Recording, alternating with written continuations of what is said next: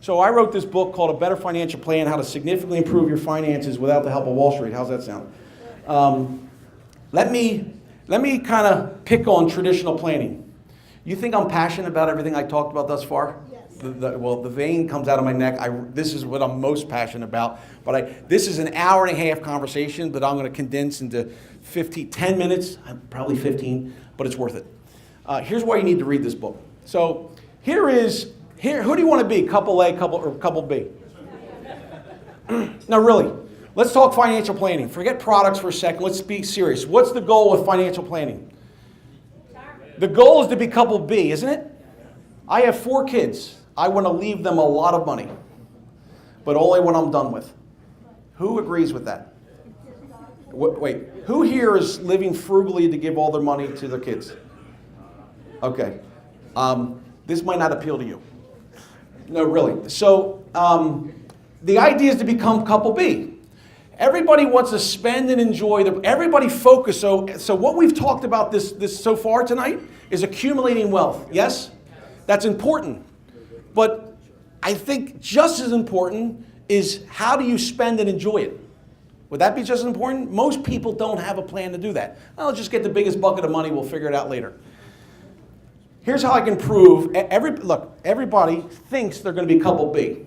I'm here to tell you that 95% of you are going to be couple A, and this book is going to teach you how to become couple B. Who's interested?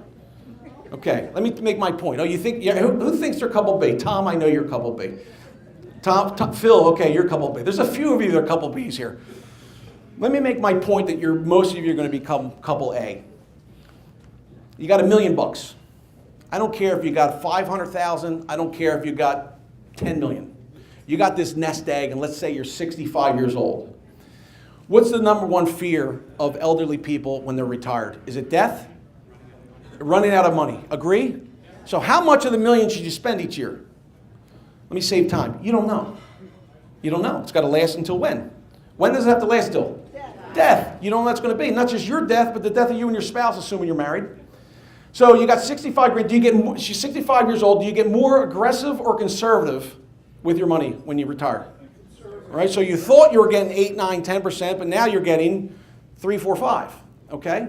So you got $1 million, 60. It's got to last till we don't know when. Let's say, would you agree it's got to last till 95? I agree. You're not going to enjoy it at 95 like 75, but you can't be out of money at 75. Yes. Here's the dilemma. The point is you got to worry about taxes, losing money, interest. We've been told by Merrill Lynch, I love picking on them, to live off the interest. Why does living off the interest make sense on the surface? Because your number one fear is outliving your money. So if you live off the interest, you never outlive your money. So you get $1 million, you get a 5% rate of return. There's a million articles from the USA Today, all that fake news stuff. There's a million articles talking about living off the interest because you won't outlive your money. So $1 million at a 5% rate of return, let's say you get that, spits out $50,000 a year. What's the problem? You're couple A. Why? Because who is spending the $1 million? No. Somebody said it. Who said it? Your kids. You're couple B. Or you're couple A, I mean, right? You want to spend your money. Everybody here says they want to blow their money, but you're not worried about giving your kids. So you live frugally with it because you don't have a plan to spend and enjoy it. So you're going to live like a tightwad and you're going to die one day and your kids are going to get all your assets. Poke a hole in that. Poke one hole in that. You can't. How much will you spend each year? All right? We're going to teach how to solve that. In fact, I'm going to remind me, if I forget to mention this in a couple of minutes, remind me what I'm about to talk about. I'm going to talk about a product now that's going to single-handedly make you become couple A, B. You're A, B. The rich people. All right. We're going to show you how to become safer, more liquid, less taxes, higher returns, no cash flow savings. You say, no way. Read the book. And I'm going to give you a glimpse of it. Okay. I love this. Ready? Name the ideal investment. Hold on, let me rephrase that. Name the characteristics of the ideal place for your money. If you could design the perfect place, see, before you could appreciate what I'm about to say, We have to first compare what I'm about to say with what you're doing. How's that? The characteristics of the ideal place for your money would be you want something, an investment to be number one. What do you want it to be? High risk.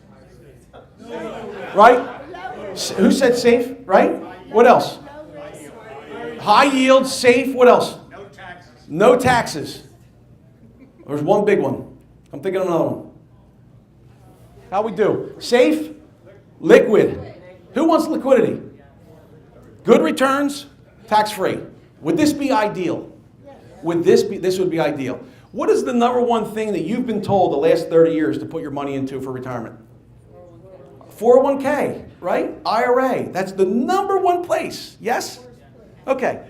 Is your 401k safe from loss? How to do in 08? Not so good. It fails that test. Okay? So, is your 401k liquid?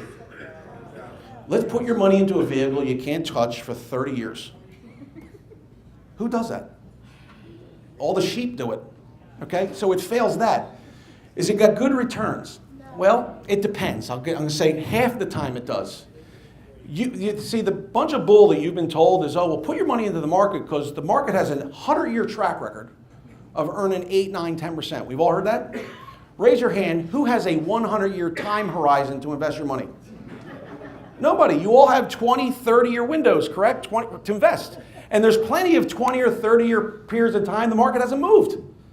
Let's look at the last 17 years. Just take my word for this. Really, since 08, the market's up about 20%. Last 7, 8 years. You know what it's up the last 17 years since January 1st, 2000? The S&P 500 from January 2000 to today. You know what the S&P 500 is up? Less than about 2.7%. There's a 17-year window. The market hasn't moved. You'd have been better off with money in the CDs with a whole lot less agita. Yes? Oh, well, hang in there because you're going to get, oh, well, Dean, I get a match. I get free money in my 401k. If in order to get 20 cents out of you, I got to take my dollar with your 20 cents and put into that for 20 or 30 years, no thanks. All right? I want access to my money. Why? I want to do other things that rich people do with their money. They don't lock it up for 30 years. There's business owners here, I'm not going to point at anybody, that I know there's people here with a lot of money, and you didn't get your money by putting it in a 401k. You know who I'm talking about. Who thinks taxes are going higher? Who thinks taxes are going higher? Show of hands. Everybody does. We have a $19 trillion deficit. Taxes have to go higher. Put your money in a 401k. Don't pay taxes today. Pay them down the road when taxes are higher. This is a gold mine for an advisor who charges you a 1% fee to sit on your money for 30 years. And you bought into it. You bought into it.